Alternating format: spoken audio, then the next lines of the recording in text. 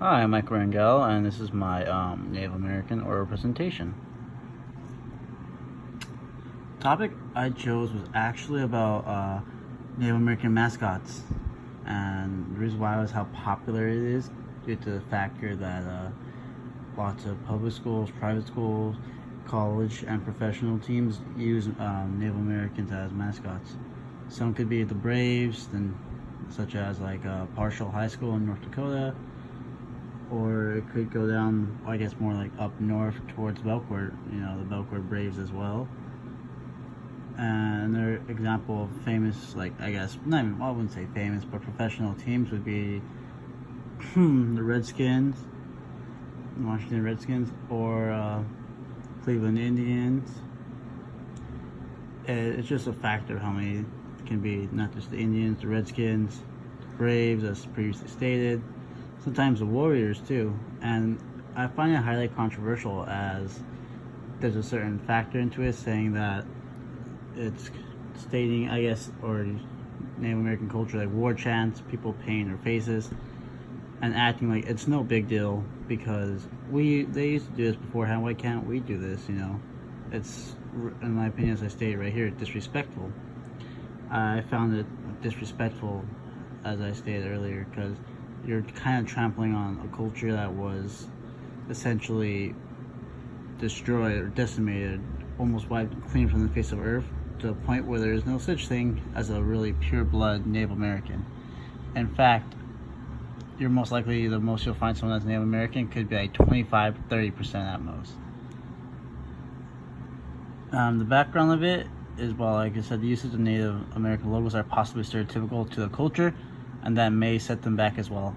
I find that true because an example of that could be Chief Wahoo from the Cleveland Indians, who dictates a Native American wearing a headdress with a single feather on it, with big old white eyes and big old smile. Sorry, and at the same time, bright red skin. This can be really racial and stereotypical, as Native Americans are seen more as a red man and show no actual respect, in my opinion, as previously stated, because you can't just go around calling someone, well, I'm not calling, dictating what race looking as red, because that in its own self is disrespectful, and as I said, it makes a comfortability for Native Americans as well as to be seen as red and be seen as something that they've been fighting for so long to not be called as. My citations would be, well, mascots, as it dictates how and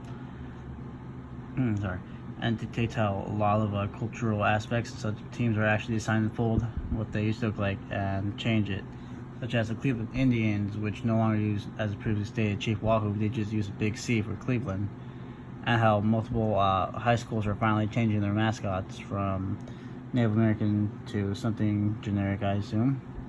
Another example would be saying Native American mascots, like I said, you can't just call someone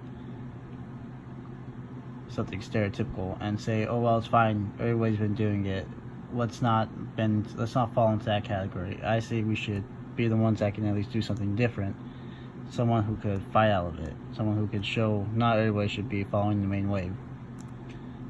And some pretty interesting actions I found was the National Congress of American Indians, who go and try to disband multiple of the mascots and everything, which they have actually disbanded multiple thousands of Native American stereotypical mascots. Or Maine passed a law that dictates that no Native American mascots are allowed in public schools. I found it interesting because it was actually from a tribal woman representative, and she embarked it upon seeing how multiple people have actually Caucasian skin, or I guess Caucasian, were wearing headdresses and faces painted and chanting Native American chants like war cries during a basketball game.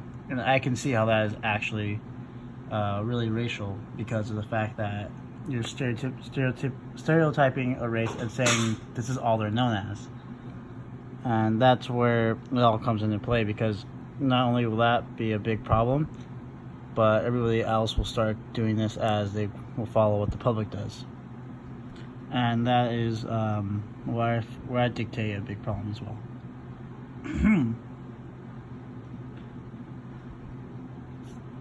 Oh, okay, and as I previously stated, some of the tribal organizations would be like the National Congress, who, like I said, frequently goes around and tries to disband any Native American stereotype as well.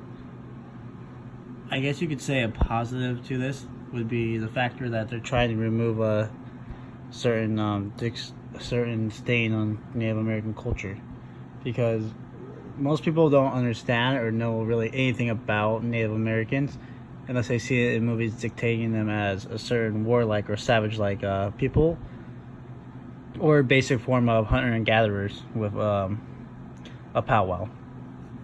So showing a simple mascot doesn't really benefit the community or the culture.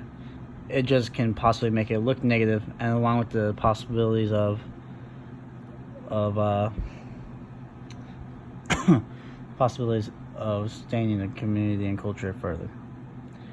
I don't really see any negatives to this, as it in general is meant to help sustain a culture and not make it dictated as something that should be frowned upon, something that should be seen as, hey guys, I'm comfortable making fun of this or not knowingly insulting this, and we all should be, because it's general and it's nothing that happened to this culture. This culture is fine, let's just do it. And that is the end of my oral presentation. I thank you for this.